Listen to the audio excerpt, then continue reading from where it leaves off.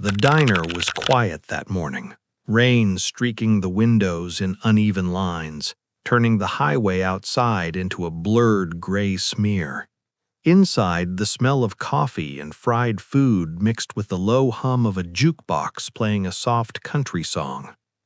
The waitress moved between tables, balancing plates and coffee cups with practiced grace, her name tag reading Lily. She had grown used to small-town stares, careless words, and the occasional rude remark. Today was supposed to be just another shift, a routine morning serving locals and truckers. That routine ended the moment the door swung open with authority. The sheriff entered, boots clicking against the worn floor, his uniform crisp and intimidating. His badge gleamed under the flickering lights. Everyone in the diner instinctively looked away, some shrinking into their seats as if trying to make themselves invisible. He didn't smile, didn't nod, didn't acknowledge anyone. He strode straight to a central booth, tossing his coat onto the seat beside him and spreading his arms like he owned the place. Two deputies lingered by the door, laughing softly, their eyes darting nervously to the other patrons.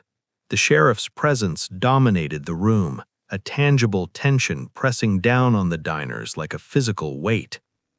Lily approached his table with a menu, a smile carefully maintained.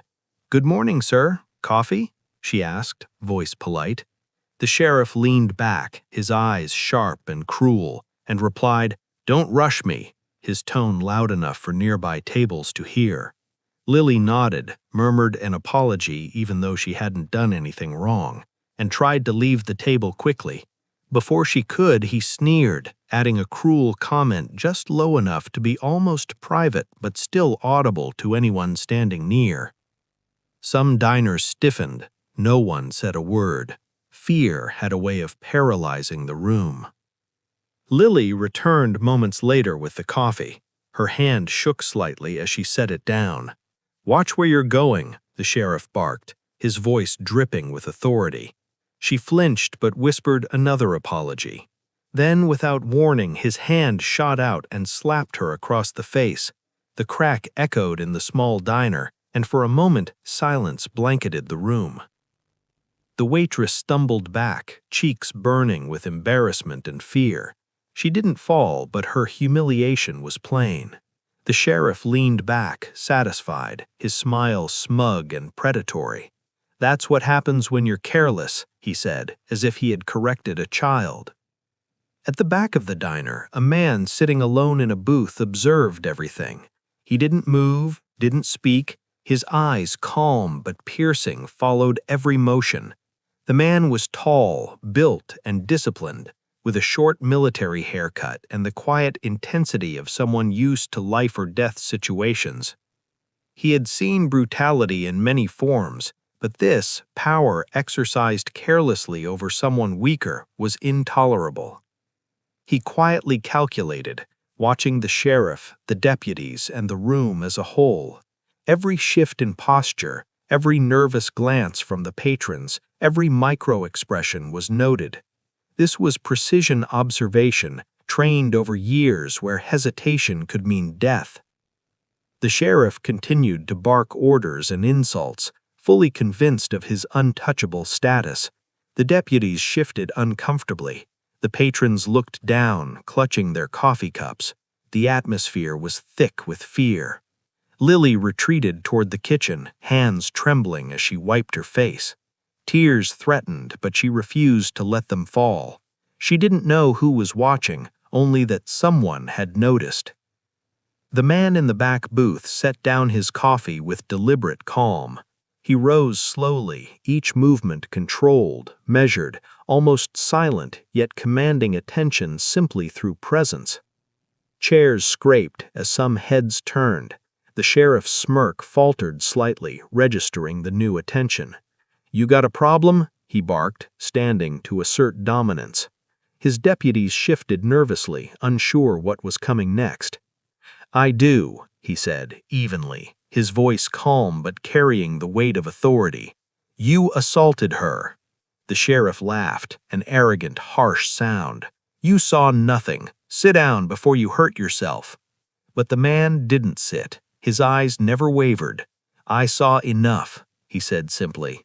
A muscle twitched in the sheriff's jaw. He shoved the man lightly, trying to assert control. In an instant, the man grabbed the sheriff's wrist, twisting just enough to communicate strength without violence, and released. The sheriff's face paled for the first time. This wasn't a barroom fight. This was a controlled, precise show of power. The tension in the diner was now palpable. A deputy stepped forward, hand drifting toward his belt, ready to escalate. The man turned his head slowly to meet the deputy's gaze. One look, calm and disciplined, and the deputy froze, realizing this was not someone to threaten casually. The sheriff's smirk returned, weaker now. "You don't know who you're talking to," he growled. The man nodded slightly. "I know exactly who you are, and I know what you just did." The diner was silent, except for the faint hum of the jukebox. Customers watched, some leaning forward, drawn into the drama, aware they were witnessing something extraordinary. The man reached into his jacket deliberately, slowly, every move telegraphed with precision. He pulled out a military ID, flipping it open just enough. The sheriff's eyes dropped, recognition dawning, fear flickering. A Navy SEAL, retired or active, it didn't matter. Once a SEAL, always a SEAL. Authority meant nothing in the presence of someone trained to observe, control, and act decisively.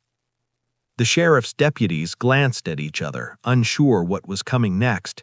The sheriff himself straightened, trying to mask his fear, but it was too late. His power had been exposed as thin, fragile, human. "This doesn't concern you," he said weakly. "It concerns everyone," the man replied. Calm, controlled, silent judgment radiated from him. Lily wiped her face, standing taller now, heart pounding, hope rekindled. Someone had finally intervened, and it wasn't about bravado, it was about justice. Outside, the distant wail of sirens began to grow louder. Someone had called it in, maybe more than one person. The sheriff realized his moment of dominance was gone. The man gave a subtle nod toward Lily, acknowledging her courage, and returned to his booth. He picked up his now cold coffee, took a sip, and watched. The room was frozen in a quiet mix of awe and fear. Nothing dramatic needed to happen. The sheriff had been exposed. The lesson was clear.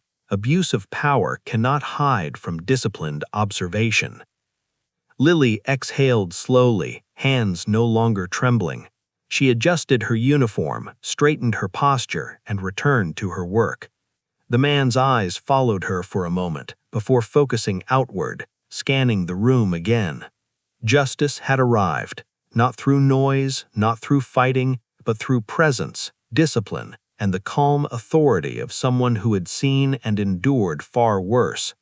Sometimes the strongest moves are silent, sometimes courage is quiet, and sometimes even the most corrupt authority figures discover they are never untouchable until someone watches. The sheriff sat frozen, one hand gripping the edge of the table, the other hovering uselessly in the air as if the world had shifted under his feet. The weight of silence in the diner was heavy, almost physical. Patrons dared not breathe too loudly. Even the distant hum of the jukebox seemed to hold its note in respect, or perhaps fear. Outside, the storm had eased, leaving rain streaks catching the dim morning light like silver threads across the windows. Inside, time had slowed. The man in the back booth, the Navy SEAL, stayed seated for a moment, letting the realization sink in for everyone. His movements had been minimal, almost casual, but the impact was absolute. Authority had been challenged without a single raised fist, and power had shifted in an instant.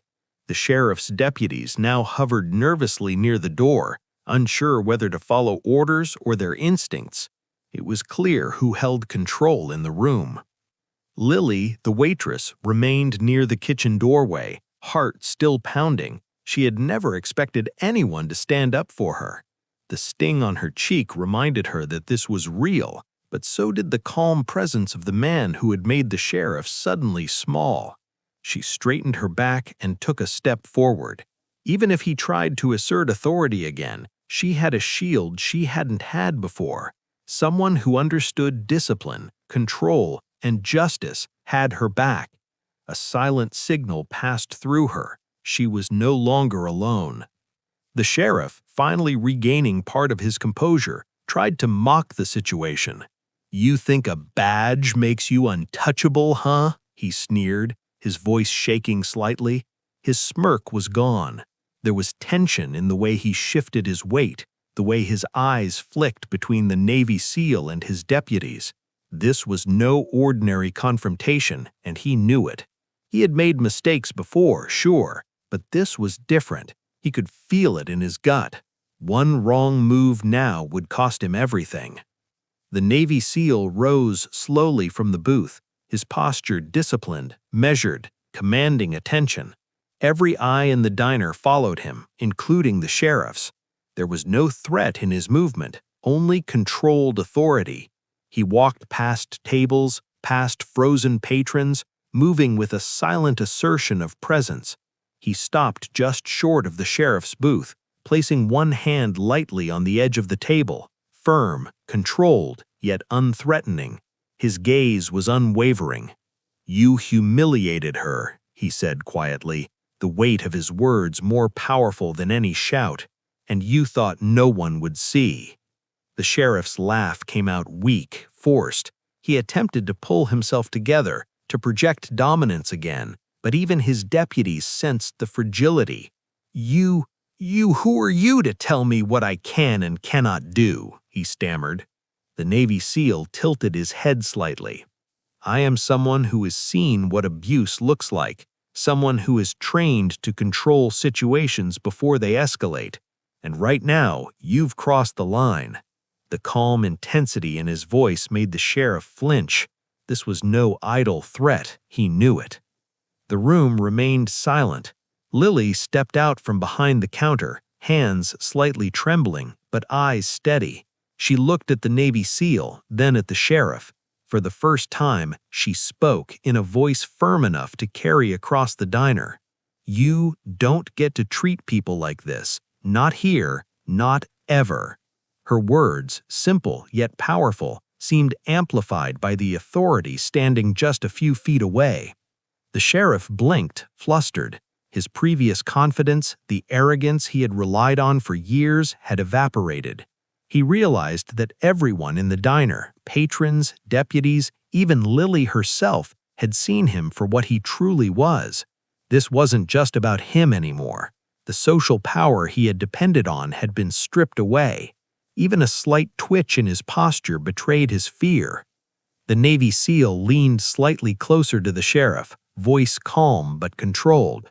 "Respect isn't demanded, it's earned. You've had many chances to learn that, and yet here you are, failing in front of everyone." The sheriff swallowed hard. He opened his mouth, then closed it. Words felt useless. They wouldn't undo what had already happened. The moment had passed his control. It was now about acknowledgement and restraint. For the first time, he realized that authority without honor was meaningless. A few minutes later, the sheriff's deputies, realizing the severity of the situation, started to diffuse tension quietly. One muttered something about leaving, another backed towards the door. The sheriff tried to regain composure, but the room had shifted. His ego, which had once filled the entire diner, now seemed smaller than it had ever been. Silence, heavy and suffocating, replaced the noise of his presence. The power had moved elsewhere. Quiet, measured, undeniable power. Outside the diner, the storm had cleared completely. Inside, something intangible had changed. Lily exhaled slowly, a mix of relief and disbelief flooding through her. She looked at the Navy SEAL, who simply gave a slight nod as if to say, "You were never alone. You never had to be afraid." Respect isn't loud. It is recognized by those who understand courage, discipline, and the weight of responsibility. The sheriff finally muttered something under his breath and turned toward the door, deputies trailing silently behind him. The room released its collective breath. Patrons resumed their positions, murmuring softly, still stunned by the drama they had witnessed. No one applauded, no one cheered, yet the lesson had landed perfectly. Authority can intimidate, yes, but only honor commands respect. Lily returned to her station, standing taller, moving with steadier hands and a quiet confidence settling in. She glanced at the Navy SEAL one last time. His eyes met hers briefly, acknowledging her courage and the shift that had just occurred. Then he left as quietly as he had observed, a silent guardian leaving behind the knowledge that some acts of courage are invisible, yet their impact resonates louder than words ever could.